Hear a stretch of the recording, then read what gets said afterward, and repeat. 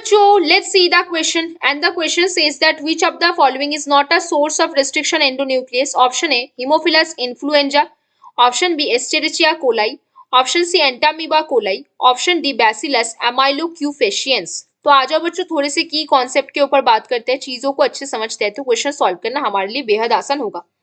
तो पहले लिख लेते हैं सबके बारे में। किसके बारे में लिखेंगे? हीमोफिलस इन्फ्लुएंजा के बारे में लिखते हैं, हीमोफिलस इन्फ्लुएंजी। और फिर से किसके बारे में लिख सकते हैं? फिर से हम लिखते हैं यहाँ पे एस्चेरिचिया कोलाई के बारे में।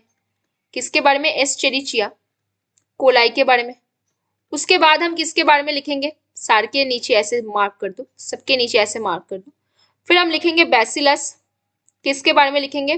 बैसिलस एमाइलोक्यूफेशियंस, एमाइलोक्यूफेशियंस। उसके बाद हम किसके बारे में लिखेंगे बच्चों? फिर हम लिखेंगे एंटामीबा कोली के बारे में। किसके बारे में? एंटामीबा कोलाई के बारे में हम यहाँ पे लिखेंगे। तो इन सारी चीजों को हम यहाँ पे देख रहे हैं। अब देखो नेक्स्ट, हीमोफिलस इन्फ्लुएंजा जो होता है वो हमें कौन सा रेस्ट्रिक्शन एंडोन्यूक्लियस देता है? हिंट 3। हीमोफिलस इन्फ्लुएंजा हमें हिंट 3 देता है। एस्चेरिचिया कोलाई जो है वो हमें इको R1 देता है। क्या देता है? इको R1 देता है। बैसिलस एमाइलोक्यूएंस वो जो होता है वो हमें BAMH1, वहां से हमें क्या मिलता है? BAMH1। तो ये जो हिंट 3, इको R1, BAMH1, ये सारे हमारे पास क्या होते हैं बच्चों? Restriction endonuclease. सारे क्या होते हैं बच्चों? रेस्ट्रिक्शन एंडोन्यूक्लियस होते हैं।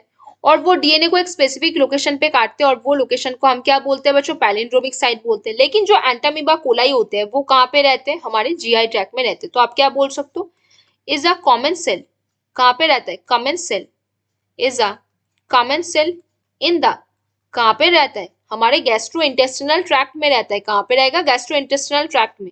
In the gastro intestinal, in the gastro intestinal tract of, कहाँ पे? Gastro intestinal tract of human. Human के गैस्ट्रो इंटेस्टिनल ट्रैक्ट में ये प्रेजेंट होता है। तो हीमोफिलस इन्फ्लुएंजा रेस्ट्रिक्शन एंडोन्यूक्लियस के सोर्स है।